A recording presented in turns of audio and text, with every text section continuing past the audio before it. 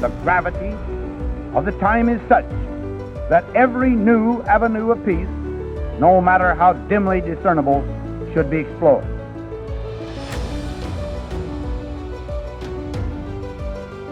Never before in history has so much hope for so many people been gathered together in a single organization.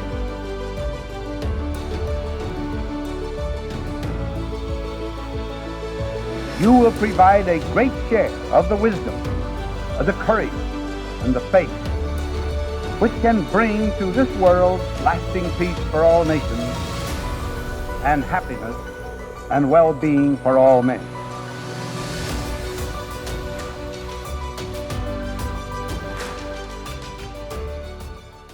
Hi, my name is Sarah Howarth, and you're listening to the Titans of Nuclear podcast. Today I am here at the MIT-CANES Nuclear Symposium, Nuclear Everywhere, in Cambridge, Massachusetts, and I'm here with Bret Akker, who is the Director of Fuel Cycle Innovation at Ultra Safe Nuclear, lovingly known as USNC. Bret, welcome. It's so nice to have you on. It's a tremendous pleasure to be on the podcast, and I'm really looking forward to our conversation. Awesome. So let's start off, like I mentioned, with the kind of classic Titans of Nuclear question. Where'd you grow up?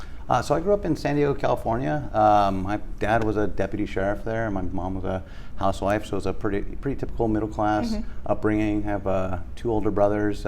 Shout out to John and Eric. Wish you guys were here. And my little sister Carrie. So my father's Jack and Francie. That's hi guys. That's awesome. And where are you now, currently located? So right now I'm located in Sevierville, Tennessee, home of our birthplace of Dolly Parton. It's about an hour and a half away from Oak Ridge, Tennessee, where we have our pilot fuel manufacturing facility. Nice. It's the for our listeners, for your listeners, it's the first privately funded TRISO manufacturing facility in the United States ever, and UltraSafe is very, very proud that we are a 100% privately funded company. That's amazing. And where did you end up going to school? So I did my undergrad in physics, and then I got my master's and PhD in nuclear engineering, all from UC Berkeley. Okay, awesome. So California to Tennessee pipeline for you. Yeah, I think that I really wasn't aware that, so nuclear engineering as a field is a little bit niche. It's a niche. It's a niche application of engineering, and then when you get a PhD, you tend to specialize further. So it's niche within niche. Right. Then I specialize in the back end of the fuel cycle, nuclear waste or radioactive waste management. And so at that time, I was looking at either Los Alamos National Laboratory or Oak Ridge National. So New Mexico or Tennessee was my destination from Berkeley. Awesome. And so let's back it up a little bit and kind of talk about how you sparked your interest in nuclear energy and fuel and all of that. Sure. So coming out of high school, I knew that I'd wanted to do physics. We had a alum that came and gave a week lecture on maglev trains. I thought that was really cool, the applications you could do. And so I went into physics as an undergrad. And I knew that I should probably have a undergraduate research position. So towards the end of my undergrad tenure, and I got a position in basically it was an applied plasma physics laboratory, but it was run through the nuclear engineering department. So I did research there, and then after I graduated from undergrad, and through that connection, I got pulled into the nuclear engineering department. And while I was there, I met a tremendous researcher, Jun Hong An, who's no longer with us, unfortunately. He was a great mentor, a tremendous scientist. And his area of specialty was the back end of the fuel cycle. I couldn't have asked for a better match from a mentor perspective. And really, that is where I began to understand the importance of the back end of the fuel cycle, and that's really what drew me into the nuclear industry. That's awesome. And so for all of our nuclear undergrads that are listening right now, do you have a piece of advice that really stuck with you through your education into your current career? Yeah, well, I think that everyone is probably going to learn this at some point in their career, no matter what they do. But I really can't understate, or I can't overstate enough the importance of finding a good mentor and finding a good team to work with. I mean, it's you really can almost do anything if you have a good group of people around and you have someone that's willing to, especially if you're doing something new, someone that's willing to guide you through that process. Right. And I've had throughout the years better and worse mentors and bosses, but man, finding June Hong on was just a tremendous mentor for me, and that I think that for your listening audience, that and particularly the undergrads in nuclear engineering, if they can find that strong mentor, that would be huge for them, I would say. That's great advice. And let's dive a little bit deeper into sort of your career background and history before we get to your current work. Sure. So after graduating from UC Berkeley, I did my postdoc at Oak Ridge National Laboratory, and then spent a couple years there in the used fuel group, supporting the DOE as a staff scientist, supporting the DOE's priorities on the back end of the fuel cycle, so helping them think through how they're going to manage the commercial spent nuclear fuel. At that time, the Obama administration had just shut down Yucca Mountain. The Blue Ribbon Commission report had come out, and not a lot of the recommendations were being followed. And I was getting very, very discouraged supporting the federal government. To me, as a young career scientist, it didn't look like there was going to be a lot of motion happening there. And so I pivoted. Actually, my intention was to leave nuclear forever. I pivoted out of nuclear. Went into the commercial management consulting, so with Boston Consulting Group first, and then on the federal side with Booz Allen Hamilton, and that was actually brought me back into nuclear. Booz Allen was looking for a management consultant with a nuclear engineering background who could have a security clearance, and I checked all those boxes. I don't know who they wrote that job description for. I might have been the only one in the country to have that job description, but that brought me back into nuclear. I was doing cost-cutting exercise at Y12, National Security Complex first, and then the last 2 years before I joined UltraSafe, I was working for RPE, which is the DOE's Advanced Research Agency, and helped them stand up the Onwards program, which is a $40 million R&D program to support the development of technologies to mitigate the impacts of waste from the advanced reactor fuel cycles. Okay. Well, glad that you made your way back to nuclear and could be here with us today to talk a little more about it. I couldn't be happier to be back. I'm just tremendously excited and fulfilled with what I'm doing at UltraSafe. That's great to hear. So let's talk a little bit more about that. What does your position as Director of Fuel Cycle Innovation entail? What's your role within UltraSafe? Sure. So I think that it's a little bit of an interesting title that I have, given the fact that what I functionally do is to plan for the back end of our fuel cycle. So everything from my area of responsibility is everything that begins with the defueling of the reactor, through the storage and transportation of the used fuel, and then the decommissioning of the reactor site and returning that to pre-operational conditions. I've had people say, well, how's that innovative, right? And to date, throughout all of our commercial nuclear fuel cycles, not 1 gram of spent commercial fuel has made it underground into a repository. So if I can help plan and execute on the back end of our fuel cycle, I would consider that to be tremendously innovative. Okay. So this might be a silly question, but if the fuel isn't going underground, where is it going? Oh, so we don't have any. Let's stick with the current generation of nuclear reactors there, because nowhere in the world are there commercially deployed advanced reactors. Right now, we'll choose the United States. The fuel is discharged from the reactors. It'll spend some time in a cooling pool to let the decay heat come down from the short-lived fission products. Then it's discharged from the pool into dry storage casks, and typically it will sit on the reactor site. That's in roughly 90 sites across the United States, waiting for the DOE to fulfill their contractual obligation to pick it up. Unfortunately, the DOE, for circumstances which are outside of their control, is decades behind on their obligation to begin accepting fuel for disposal. Okay, and for those who haven't kept up to date on recent news from UltraSafe, what have you all announced lately or been working on that's exciting to everyone involved? So UltraSafe, for your listeners, we are a micro modular reactor company. Our reactor is a high temperature gas reactor, which uses graphite as its moderators. That's different than your typical light water reactor today, which uses water for both its coolant and its moderator. Right, okay. So what we are moving forward at light speed towards our initial deployment of our first MMR in Canada at the Chalk River Canadian Nuclear Laboratory site. We're with a target date of the 2026, 2027 window is what we're shooting for. So that's coming up very, very soon. We also have a partnership and agreement with University of Illinois Urbana-Champaign to deploy a reactor on campus there as a research reactor in the 27-28 window. Recently, this was hugely exciting for me to be able to actually be there for the entire evolution of it. But in August of last year, we had our ribbon cutting ceremony at our pilot fuel manufacturing facility in Oak Ridge, Tennessee.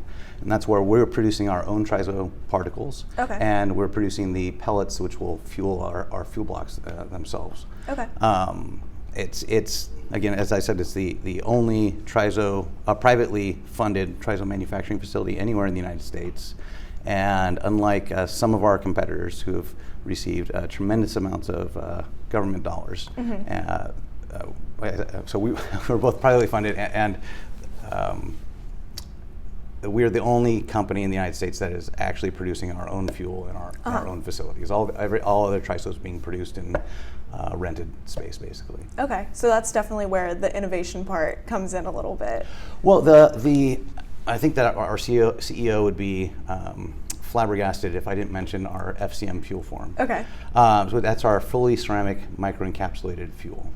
And I wish I had brought a mock-up of it, but typically the way there's two kinds of triso, basically two kinds of different triso fuel cycles. One is a pebble bed, where you have graphite balls, I don't know, about the size of a bocce ball or larger, that are embedded with triso particles. So what they do is you get your triso, you mix it together with pitch and carbon filler, and then you'll hot press it together in order to have your graphite balls. The reactor we have is a core that is made up of graphite blocks, I don't know, about this height of these tables. They're hexagonal, but you can imagine them as right cylinders. With a face about the size of a large dinner plate. So, and then about 3 feet tall, and about 180 of those fuel blocks make up our core, and those fuel blocks have channels that have been drilled in them that we fill with our pellets. And the pellets look very, very much like your typical uranium oxide pellets used for light water reactors. Our innovation is that we additively manufacture silicon carbide cups.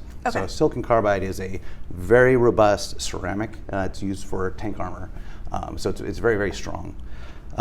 We fill those cups then with the triso particles that we manufacture, and then also put in silicon carbide micropowder, and then through a process called chemical vapor infiltration, we densify that into a fully dense silicon carbide pellet.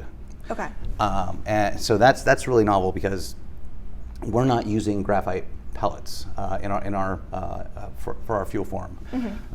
The silicon carbide is extremely robust. It is very radiation resistant.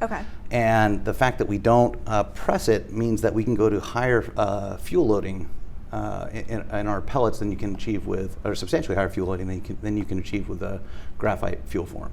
So we can get more fuel into the reactor, which means we can run it both higher powers and for longer core times. Awesome. So how do you see these innovations kind of changing the nuclear landscape as they come to fruition? So the FCM itself it's as I said, we use an additively manufactured process in order to make our cups, but we don't have to. They don't have to be pellets. In fact. We are using this technology to to produce fuel for. We have a tech division which does space technology, so nuclear propulsion, for example, or lunar nuclear modules, which can leverage the additive manufacturing capability that we've developed to produce different shapes of fuel, which are more relevant for those applications. Beyond that, as I said, the FCM being an extremely robust fuel form, it can also serve as a fuel form in light water reactors. Okay. And because of its nature, both the TRISO and the silicon carbide, it's an extremely accident-tolerant fuel, and so can provide an extra layer of safety for any reactor operators that be looking to leverage that technology. Okay, great. Yeah, that layer of safety is probably something that a lot of people are looking for as well, especially if they're looking into ultra safe. Absolutely. So that definitely makes a lot of sense. So I guess within the realm of what you're doing and the realm of nuclear, is this the most exciting project that you've been looking at or working on? Like, what are your other passion projects in the nuclear space? So the other part of my job as the director of innovation is to go out and try to get us to look for significant opportunities for funding to push forward our technology. I did work through Booz Allen as a federal contractor, RPE, and so and shout out to everybody at Booz Allen and RPE. I mean, doing a tremendous job with that there at that agency. But RPE is a very, very forward-looking organization, and they have put out some very, very interesting calls that we've put unfortunately unsuccessful proposals forward on. But putting together those proposal teams, trying to come up with the innovative and compelling ideas, for the funding agency, right. And that has been also a tremendous part of my job that I've really enjoyed. Yeah, that must be a really thorough exercise to go through as well, and helping everyone involved kind of understand better like what your mission and values are. Yeah, I think so. And I don't want to say too much here. But I had the opportunity recently to collaborate with some folks at Sandia. And around a cybersecurity effort. Okay. Being a microreactor, one of our initial markets is to replace diesel fuel generation in remote locations, so remote communities or at industrial sites where the CO2 is being emitted in sensitive areas, and they have very high fuel costs. A significant value proposition, I think, for us and all small modular reactor developers is going to be the enabling through cybersecurity efforts and through regulatory oversight, the remote monitoring and operations of these facilities. You can imagine that it would be, it's already difficult enough to be trained up as a nuclear reactor operator, but then to have to say, well, not only that, but we're going to put you in remote northern Canada or remote northern Alaska. Yeah. It's going to be very, very challenging from a workforce point of view. So if we can relocate those capabilities to urban centers where we can have them in a centralized location, right, through some kind of a secure cyber infrastructure, that would be tremendously enabling for both ultra safe from a workforce development point of view, and for the broader nuclear industry, and would tremendously reduce operational costs for these reactors. And I think it's particularly attractive for this next generation of reactors, which are passively safe. So, that's the so-called walk-away safe reactor. Okay. And I think that, given that layer of inherent safety, that enabling remote monitoring and operations is a real possibility. That's great. So for those who maybe don't know, what makes them passively safe like that? Sure. So there's a number of features of our reactor which make it passively safe. I think the fear that most people have with nuclear reactors is the meltdown scenario, right? And so, as I said before, our fuel being TRISO and silicon carbide, silicon carbide can withstand temperatures in excess of 1,000 degrees centigrade, which is well below our operating temperature or any temperature that we would reach in an accident scenario. Okay. What's tremendous about our reactor is that it has a negative temperature reactivity coefficient, which means that in a nuclear reactor, I'm sure that most of your listening audience knows, in a nuclear reactor is driven by the fission chain reaction. So you have a neutron comes into a uranium-235 atom, will split it, and that will release more than one additional neutron. So you have a positive feedback loop. In our reactor, as the core heats up, the spectrum or the absorption spectrum broadens, and so what happens is you can have basically three kinds of interactions with a neutron. You can have an absorption event where you'll have a 235 will absorb a neutron, become uranium-236. Okay. You can have a scattering event where the neutron will bounce off, or you can have a fission event where it splits off. So the bulk of the reactions shift when the core gets hot from being fission events, neutron fissions, to absorption events, and so that shuts down the chain reaction and shuts down the reactor itself. So we could have a complete loss of coolant in the reactor, total ejection of all of our control rods, and the reactor would come down to into a safe state. Okay. And then for those who maybe aren't familiar, you talked about the fact that you're developing a microreactor. That's right. What makes that different from a mini reactor or a small modular reactor, which is something we've been talking about at the symposium a little bit? Sure. So there's a lot of these terms. I would say that it's not really there's no hard and fast rule what makes one versus the other. Right. A small reactor is anything smaller than is currently deployed now. When you're talking about what makes micro or mini, in my mind, I think it would make sense to talk about mobile reactors, and these are your very, very small reactors that can fit on the back of a pickup truck. Right. Microreactor, those are going to be in your a single digit of megawatt electric, and so to give your audience an idea, a large nuclear power plant now will produce about 1,000 megawatts of electricity, and that's enough to power a large city. Our reactors are 5 megawatts electric, so that's about 200 times smaller than your reactors now, and that's about the size. So 5 megawatts electric is about enough to power 5,000 homes. Okay. We can also produce thermal. We can also do process heat. So thermal, we produce 50 megawatts thermal. And the process heat could be used for things like cement manufacturing or steel foundries, things of that nature, where typically a lot of heat is required. And one of the benefits of using our reactor as a process heat generator is that the conversion efficiency from the nuclear reaction to the heat is about 80% efficient conversion. Okay. And with all reactors now, our reactor, like most others, the conversion efficiency to electricity is 30 to 40%. Right. So you get a significant savings if you can directly tap into that process heat. Okay.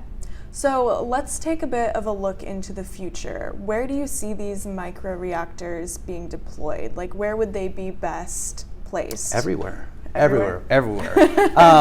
So as I said, our initial markets that we're looking at, communities where they're paying high fuel costs and emitting in sensitive areas. We can also support the defense infrastructure where they're looking to have grid resiliency and not to be reliant, let's say, on an external grid network. Right. But honestly, given the ultra safe nature of our reactors, the fact that the way that they're designed and how we're operating them are far away from any of the tolerances of any of the components.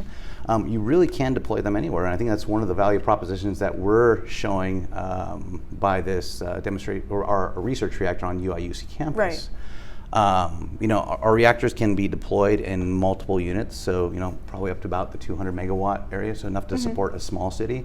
But one of the novel features of our reactors so we have our gas coolant loop, and then we couple that with an intermediary solar salt loop, and then use thermal storage tanks to store that heat. What that gives us the capacity, unlike so many other reactors, nuclear is not great at meeting demand variation, right? It's a little bit difficult to ramp reactors up and down in power. But having that salt storage tank allows us to do is, run our reactor in a steady state mode, and then tap into that heat to meet the variability on a grid, or, for example, to support intermittent renewables like wind and solar. So one of the problems that you can run into with wind and solar as an energy source is that they tend to have to be supported by batteries, right? Because it's not always constant. Or you can bring in one or more microreactors like the MMR, and tie that into the grid and use our reactor to provide that stability against the variation of the wind and solar on the grid. The other benefit, which I've not mentioned yet, is that our flagship design, right, it's based on using HALEU uranium, although we can also use LEU plus. Is that the HALEU core is designed as a 20-year core. Okay. So you run that core at 5 megawatts electric or 15 thermal for 20 years before you even have to think about refueling. Okay. So as someone who understands a little bit about all of this now, that makes a lot of sense to me. But what would you say to someone who was hesitant to have a reactor like this deployed in, their neighborhood? I think the first thing that I would want to do is to understand the nature of that hesitancy. Right. There is a lot of misunderstanding around nuclear. I think that's, as an industry, we are, and rightfully so, we are held to a very, very high safety standard for operation and for the disposal of the fuel. Right. But I think trying to understand what that sensitivity, the nature of that sensitivity was, that's really where you have to begin any of those conversations. Yeah. So if it's somebody who's hesitant about nuclear, that maybe they saw the Fukushima footage and I don't want that happening here, I don't want to melt, then you can try to, the best you can do is try to have an honest conversation and to talk to them, about the inherent safety features of our technology. But in the end, you can't force anybody to accept anything, right? And so the best you can do is just have that open, honest conversation, and hopefully you'll be able to demonstrate the value proposition that we have and the ultra safe nature of our technology. For someone who looks at the name ultra safe nuclear and thinks, okay, so this nuclear is ultra safe, but what about all the other nuclear out there? How would you respond to that? So, as I said before, as an industry, on both the commercial end and I'll speak to the United States, this is where I'm most familiar, but this is broadly true internationally as well. In the regulatory environment and the legal framework, which is set up to support the regulatory environment, we are held to extremely high standards. We have tremendously talented and intelligent individuals in the NRC that license these reactors, and the DOE, which does the research to support the NRC, that are ensuring that as an industry, we are not only able to provide safe carbon-free energy, right, but that it's done in a way that is transparent and that is going to protect human health and safety in the environment. Okay. And so you're speaking today at the conference, actually right after we record this. What will you be speaking about? Can you give the listeners a little sneak peek? Yeah, so, and this might be a little bit esoteric. I might come off a little bit of a geek too. Recently I've been reading a lot of Stoic philosophy. And Marcus Aurelius lived about 2,000 years ago. It was the last so-called great Roman emperor. He was also a Stoic philosopher. And he wrote a book or he would sit down typically in the mornings and write to himself meditations. Right. And I'm not even going to try to quote it, but I will give the sentiment of I'll give the sentiment of the quotes in my slide for today. But basically, he was talking about dealing with difficult people, but he was just saying that oftentimes like those things which are obstructing your path actually illuminate the path forward. Right. And speaking from the perspective of someone who's done a lot of work in my professional career on the back end of the fuel cycle and the waste management, in that community, it is often portrayed as a significant burden that we have to meet, that the regulations are written to a safety standard that we have to meet for 1 million years. That's codified as a part of the part of the regulations. You know, and that's a tremendous challenge. Like, how can you show a safety case for anything over 1 million years, right? You know, the whole history of written human civilization is 10,000 or so years, right? So so as I was reading this Marcus Aurelius quote, and it occurred to me. So he lived 1 million years is 1,000 times 1,000 years ago. Marcus Aurelius lived 2,000 years ago. Wow. And so I was reflecting on this requirement, this obligation that we have, and I started to think: is this really a burden on the industry, or is it a tremendous benefit? And I think that we need to start thinking of it as a tremendous benefit. Now, why is that? How could this possibly be a benefit? As a global society, we are actively moving away from a power cycle, which has taken us from horse and buggy to the information age and beyond. Right? Has put us on the moon, and has allowed tremendous amounts of the increase in the quality of life across the globe. So the hydrocarbon power cycle, right? And why is it that why are we now moving away from it? Right? It's global warming that was driven by a short-sighted view on waste management practices. And so if we take this obligation seriously and handle it as a nuclear fission industry and really tackle it and solve it, we will. The hydrocarbon power cycle, this is a multi-trillion-dollar per year industry. There's tremendous benefit. And if we'd done it right from the beginning, we could probably leverage it for another few hundred years, right?